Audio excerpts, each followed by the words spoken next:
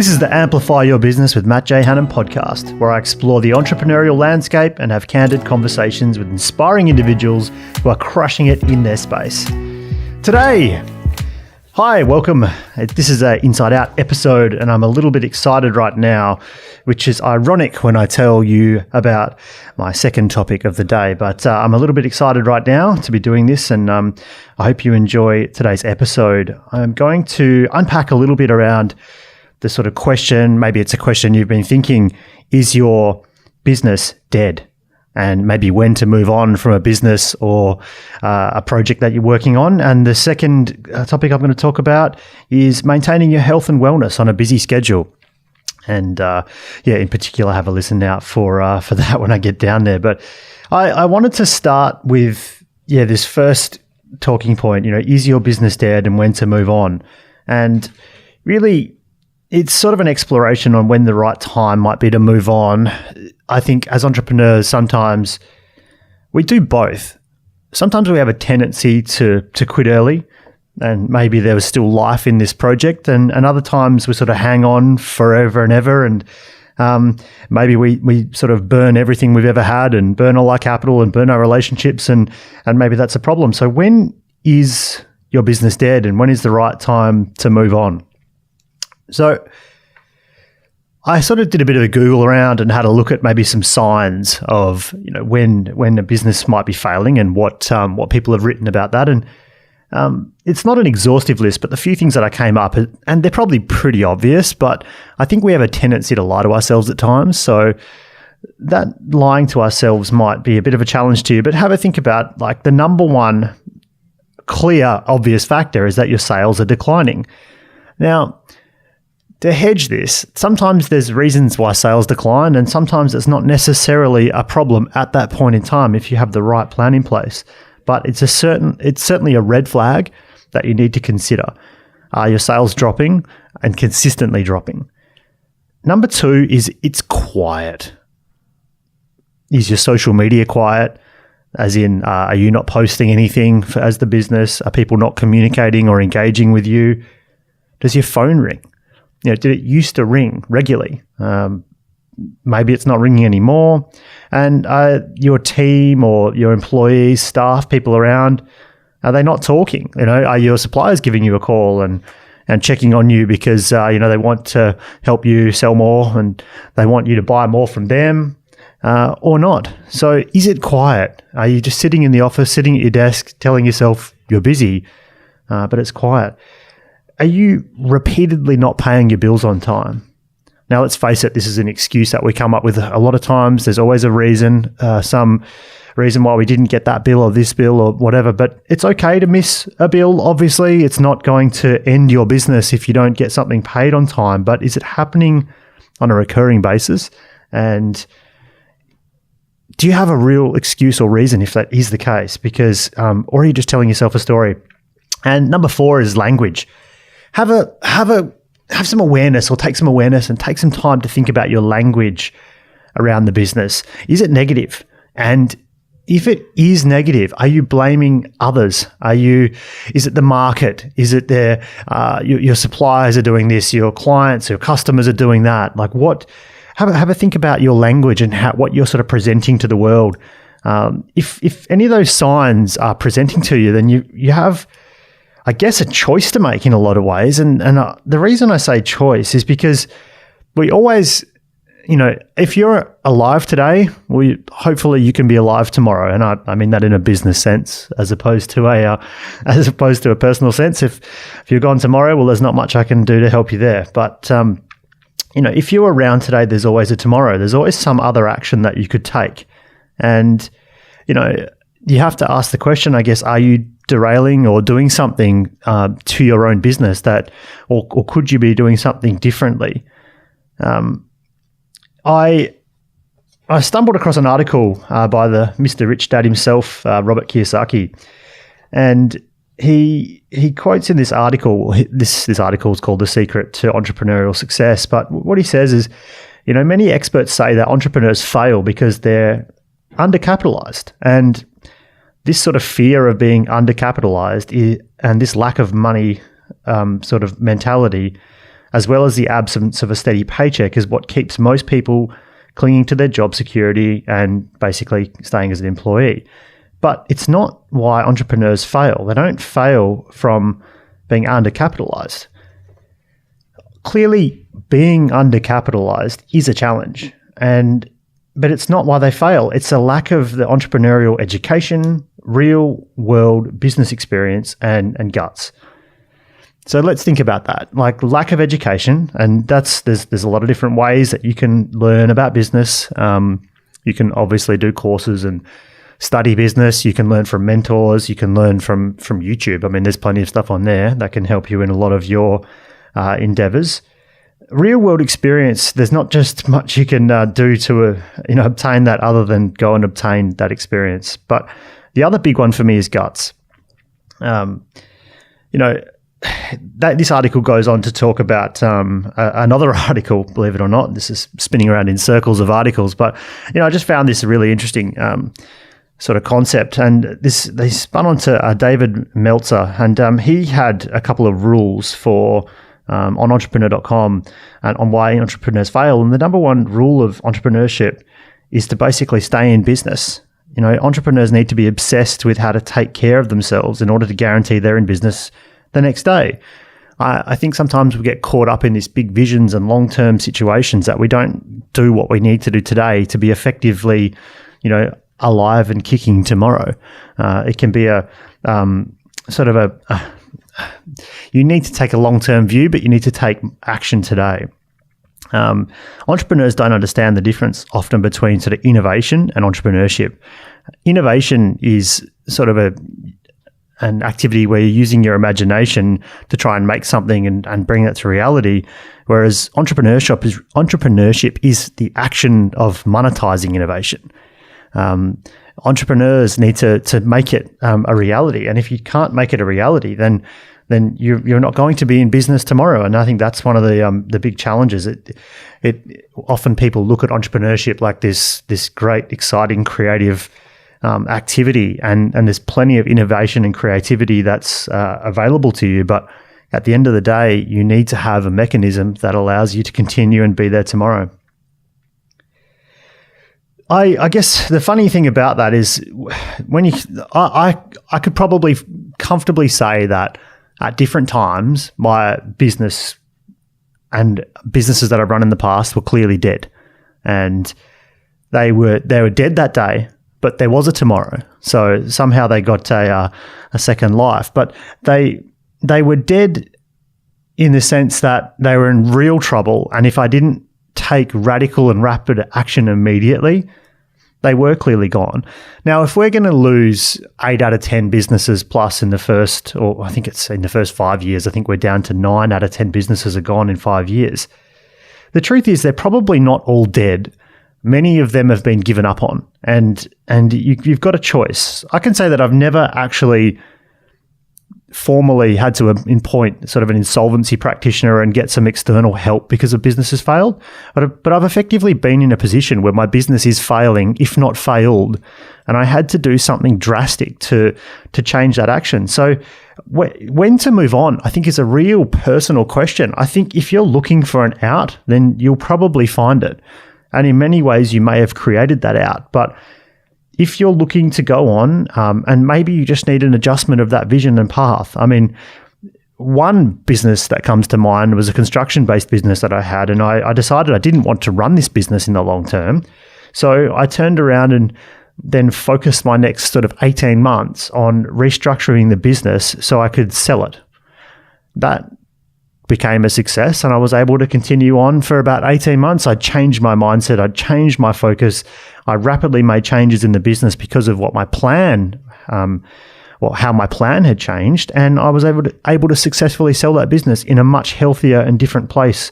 But when I was looking at it like it was a business that I had to maybe keep for 10, 20 years, I wasn't inspired, and I'd clearly, crafted a situation for myself where I'd almost sent my business to failure. And look, I can say that I've had those moments in most of my business operations that I've had at different points. I mean, things go wrong. And often then you can be at fault. And that's one of the hardest things to accept as an entrepreneur, that it's often you as the founder, the key person, the last line that has all the power to make these decisions, and yes or no. And I would, if you've got a business in this situation and you're wondering if you're in a position where, is this thing dead or do you need to move on? I think you probably deep down know the answer. And what I can say is probably one of the best things to do is to, as I did years ago, write down a plus and minus column. Get a sheet of paper, draw a line down the middle and write positives and negatives. And I think very quickly you'll find your answer and what you need to do. And I'd urge you to do it sooner rather than later, because there probably is a chance where your business can be saved. And if that's what you truly want, then you better get on with that now. Is it a good thing? I mean, failure in business has sort of been strangely put up on a pedestal, and this whole break things and fail forward. I firmly believe you need to feel failure or failures along the way, but I don't know that it needs to be finite. I mean, if you let it become a finite outcome, then I think you're stuck and you're in a challenge. I mean, to me, failure is like, practicing sport. Let's say you're a basketballer and you're shooting hoops, and if you miss a shot, is that failure? Like it's not failure in my book, but it might be in some. The challenge is how you language it, and I think you need to have a look at failure. I think we look at failure in a bit of a random way at times. I mean, there is advantages, and I found a list of advantages that have come up on an article on virgin.com, and this article is 10 unknown advantages of business failure, and it sort of talks about things like failure is a powerful wake-up call. It can motivate us to do better. It exposes our flaws and weaknesses. It makes us appreciate success more. It forces us to become more resilient. It builds character. Failure teaches us to value relationships. It makes us stronger. Like, all these are good things, but the only one that really, really resonates with me is a powerful wake-up call. The other stuff, it already makes sense in a lot of ways. Of course, it becomes motivating. It can also become demotivating, but it's to me, becoming or getting close to failure is a powerful wake-up call, and that to me is what this does. And that's when you get there, sometimes you need that kick and that resurgence to move forward. And that's whether it's moving forward with, your current endeavor, or whether it's time to move on, and maybe then you'll take some radical action and move on in the best possible way you can. Winston Churchill has a famous quote that success is the ability to go from one failure to the next without loss of enthusiasm. And I'm a big fan of Winston Churchill, and I think that's the point. Failure is not an end game. Failure is maybe a feeling, a position you're in. It's somewhere along the path. And I can definitely say that my businesses at times have been in failure states, but failure is not the end, and it's up to you which way you want to take it. My second topic is maintaining wellness on a busy schedule. I sort of had this topic to talk about, and really wanted to reflect on the importance of taking time to clear your mind and taking care of your body. And even though I had some things I wanted to talk about, ironically, today turned out to be an interesting day, and I thought it might be better to talk about that myself. I got myself in a state of overwhelm. It was clear that, it's clear because I have the awareness that it's clear that it's all my fault. I knew that I had lacked, or have lacked, at least over the last few weeks, the diligence in certain practices of meditating, journaling. I'd been sort of working out on a bit of an ad hoc basis, and I've had quite a lot of that disrupted and very short sleep. So my sleep's down. I'm not meditating. I'm not journaling.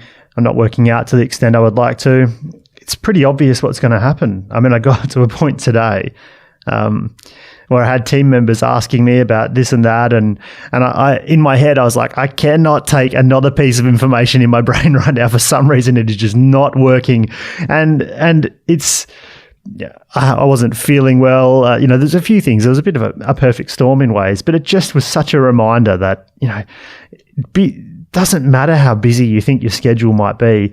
I was not effective today, or effective to the level that I wanted to be, because I had not done these earlier tasks, these things, these habits, these rituals that I know that I should have been doing and need to do. I know what I need, So what I did, I found myself mid-afternoon. I said, all right, look, I'm not being effective right now. I took some time out. I went and grabbed a bite to eat. I went for a bit of a walk. I took some deep breaths and just started to breathe. And I also booked an acupuncture appointment, which is something I've been doing for years. At time to time, I enjoy some Eastern techniques in medicine, and I see a Chinese medicine specialist, and that can be something that I find quite relaxing and good for the body. And so I just very quickly said, all right, and did these few things to sort of reset my situation. And I took that time out, and it was only a little bit of time out, but I took that little bit of time out of my day, and here I am now, recording a podcast, feeling good. I'd changed my state, and I'd moved into a position where I was able to take advantage of this afternoon. Whereas I could have easily just sort of stuck in the position that I was in. But more importantly, this sort of wellness position, I do sacrifice wellness at times. I'm the first to I admit that I'm the first thing I drop will be a workout rather than a business meeting or an activity. I'll stop meditating because I feel like I need to write a few extra emails. It's one of the things that I find scary, in the sense that I even if you take it at a performance level, I would have been and performed better had I done these rituals. So forget how I feel, forget everything else. Performance wins. But more importantly, if we don't look after ourselves in this process of being business owners and leaders and doing what we do, in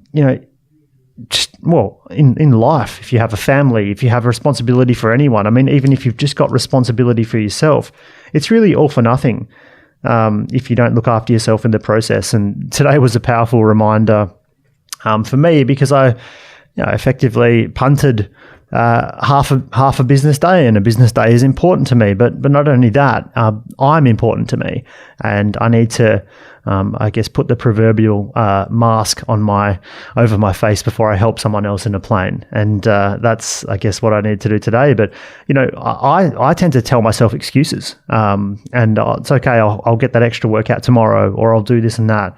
What are you telling yourself? Similar excuses? Maybe it's something to think about. But I really try and book out time in my calendar and do create habits where I can, and try and stick to them, because at the end of the day, we're human and we'll make mistakes, but we don't have anything if we don't have our health and wellness. And doesn't matter, you're never going to you won't be able to create the business or the projects or outcomes that you're hoping to create if you don't look after yourself in the process. So I hope you enjoyed the episode. I really actually quite enjoyed this one myself. So I hope you got something out of it. It's a really powerful question. I think, is your business dead? And, if you're feeling like you're struggling, this is a really good question to ask yourself, because I think it's a strong motivator either way. It's a question that you can ask yourself to really say, look, where am I at? And what is my next action? Maybe you're procrastinating over the thing you need to do to keep your business going, or maybe you're procrastinating over the thing that you need to do because you need to be honest with yourself and wind up this business. And along the way, maintaining wellness on a busy schedule is paramount. I run a busy schedule. I'm sure you do too. Family and business and everything else, and podcasting and all this sort of all these activities in life. If you don't look after yourself on the journey is going to be a lot shorter. So reach out to me. It'd be great if you send me a DM or touch base with me somewhere. My obviously handle everywhere is Matt J Hanham, and you can hit me on Instagram, Facebook. It'd be great if you click the subscribe onto this podcast. I'm going to keep bringing you topics like these. And if you've got something you want to hear me talk about, then I'll be sort of happy for you to reach out and let me know what you wanted to talk about. And I also have a couple of pretty exciting episodes coming up soon. And one of the next ones that'll be coming out in terms of interviews is Richard Bell. And look, Richard Bell's a pretty amazing guy. He spoke at our Get Amplified event in late 2018. But look, he's been named one of Australia's top 50 emerging leaders. He's an expert in rapid business growth. He's an investor, consultant, advisor, speaker, father of 3, and I think he just turned 30-ish. So, I mean, this guy's done an awful lot in his short career, and all of that barely does him justice. So I think you're going to love hearing about how Rich invests in different businesses and what he does to grow them and provide rapid growth and help them transition into different businesses. So definitely hit the subscribe button. That one will be coming out over the next couple of weeks, and I think you won't regret checking out that episode with Richard Bell. So, on that note, I really enjoyed this episode. I hope you did too. And hit that subscribe button, and I look forward to talking to you next time.